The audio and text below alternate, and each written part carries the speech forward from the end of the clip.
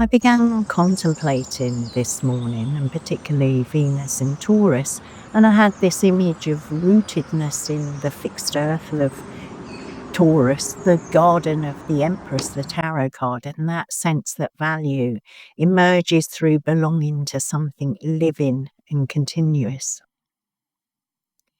But as I stayed with that image, it began to open into something deeper. That root suggested the mycelial networks beneath the soil, and those networks suggested our human nervous system. From there, my contemplation widened into the ancient symbolic images of the web. Indra's net, the spider's web, the inherited structures of relation we encounter in both myth and tragedy.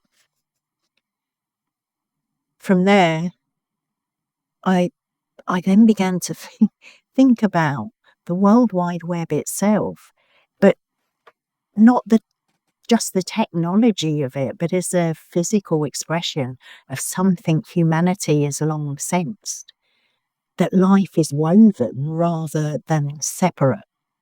And when I began looking ahead towards the sky at the end of April, with Uranus entering Gemini, I then saw the longer term to July 2026, with Pluto moving through Aquarius, Neptune in Aries, and Jupiter in Leo. And that pattern I'd begun to contemplate began to feel larger. For me, it was as though these transits are not only describing changes in events, but a generational transformation in the very architecture through which connection, communication, and meaning moves between us. Hello, it's Karen Sullivan here of Soul Symbols Astrology. I'm going to use Fridays now to contemplate the thoughts I've been having throughout the weeks. And I know there are many of you out there who enjoy the tarot, and I will do some tarot readings, but I just feel that if I talk about the contemplations, the images, the symbols, the transits in the sky, and what I'm ruminating on, it may help give a beautiful backdrop. If you've got any feedback on that, then let me know in the comments below. I began by contemplating Venus in Taurus and that image of rootedness in the fixed earth, the garden of the Tarot Empress, and the sense that value emerges through belonging to something living and continuous. Venus in Taurus brings us close to the experience of being held by the material world in a way that's not inert but relational. It's the tree in the soil and the nourishment received through that contact. And it's the body as something that participates in the life of the earth rather than standing apart from it. In the language of the tarot, it's the realm of the Empress, so fertility, continuity, pattern, and the quiet intelligence of growth. And that doesn't force itself forward, but unfolds through rhythm and season. In the Mycelium tarot, the Empress is not somebody who is striving to create. She's sitting on her throne. She's on the ground that creation occurs.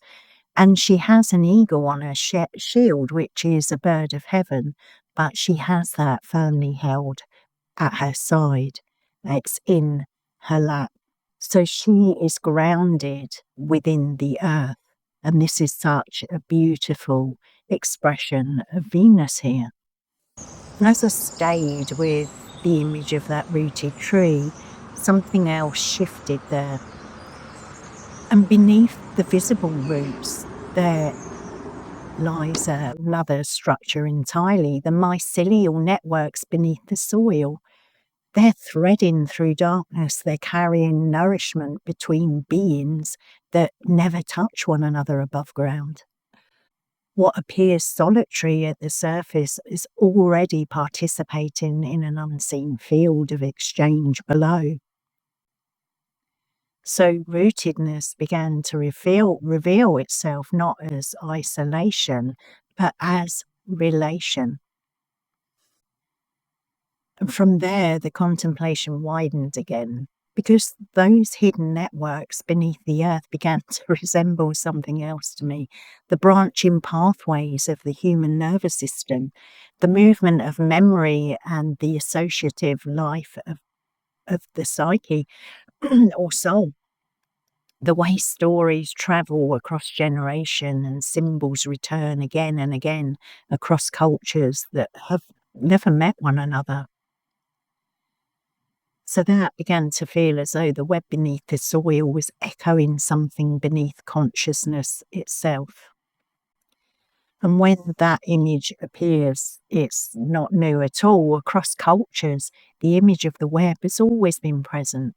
We have Indra's net, and each of those jewels reflect the other jewel.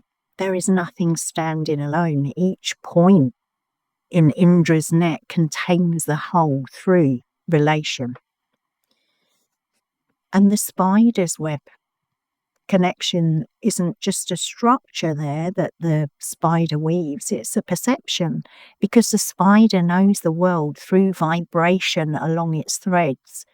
Relationship itself here within that web becomes a sensory organ.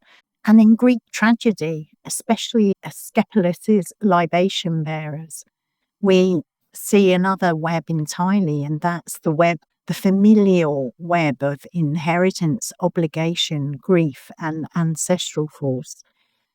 The living don't act alone. They're moving within the patterns woven before they were born. The past continues to speak through the present. Memory itself becomes a structure through which destiny unfolds. These images are suggesting something that humanity has long recognized, that life is woven rather than separate. We're woven together. And then I started looking at the modern world in a new way, because the World Wide Web and the internet began to appear as technologies, but they were also material expressions of something humanity has long sensed inwardly. That meaning travels through connection, and story binds consciousnesses across distance, that thought itself moves in networks rather than in isolation on itself. So myth, philosophy, oral tradition, symbol, all are already networks. And so the internet, in this sense, can be understood as a physical enactment of a much older intuition that relation precedes separation. And yet, as soon as that recognition appears, another movement follows, because a web can nourish life, but that same web can also capture, it can predate.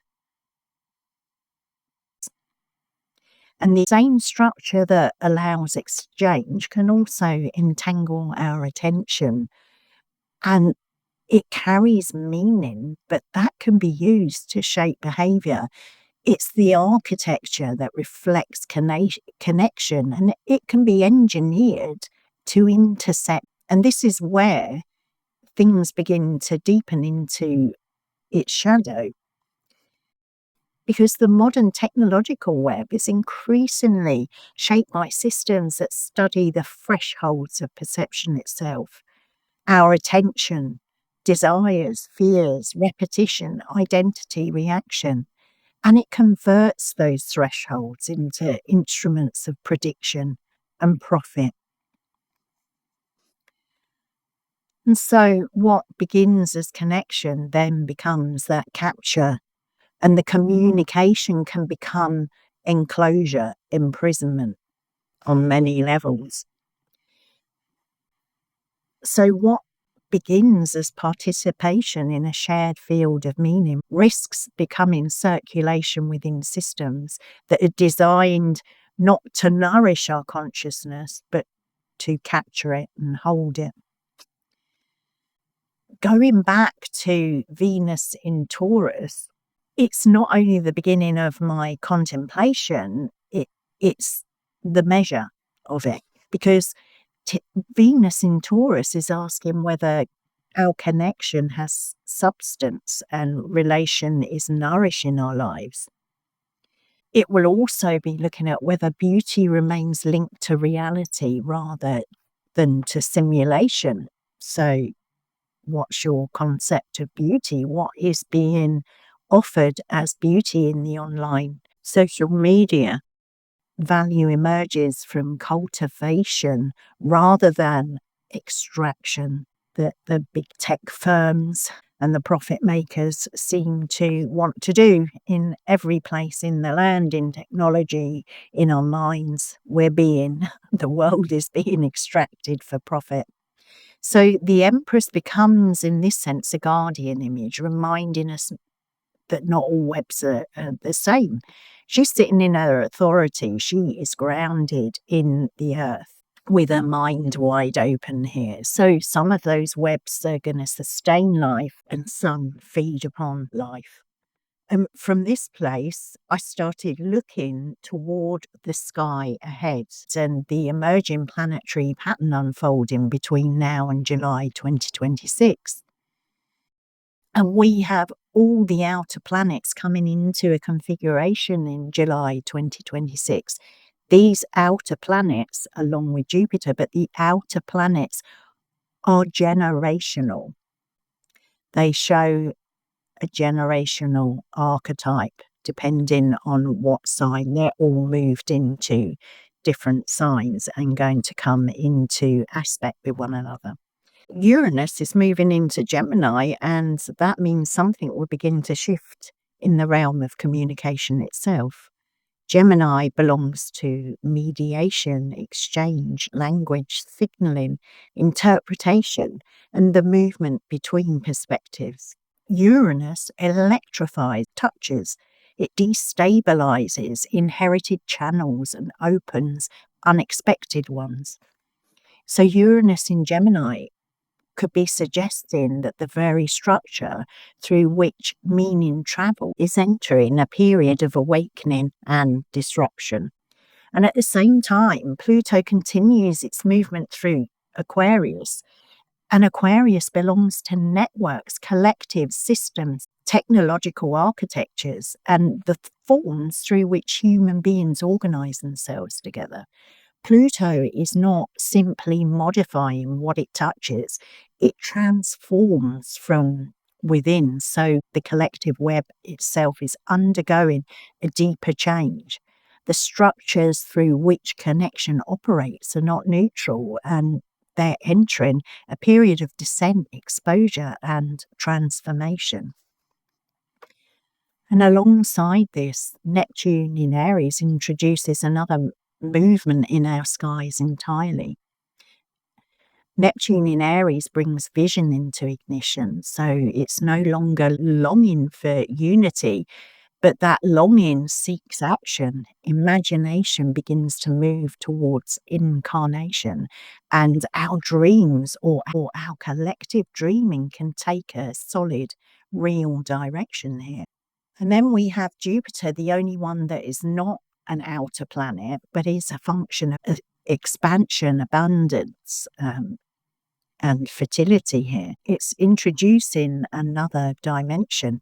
So Leo belongs to the temple of the sun. So we're thinking of vitality, creativity, radiance, expressive sovereignty. It's the life force itself. And Jupiter magnifies whatever it touches. So it's expanding the field of possibility, visibility and amplitude to what begins quietly elsewhere in the roots. So by July 2026, with Uranus in Gemini, Pluto in Aquarius, Neptune in Aries, and Jupiter in Leo forming their early sign relationship, it's 4 degrees across air and fire, the sky itself begins to echo the pattern that first appeared. We have air that connects and fire that reveals. So putting them together, they suggest a movement not towards stability, but towards emergence.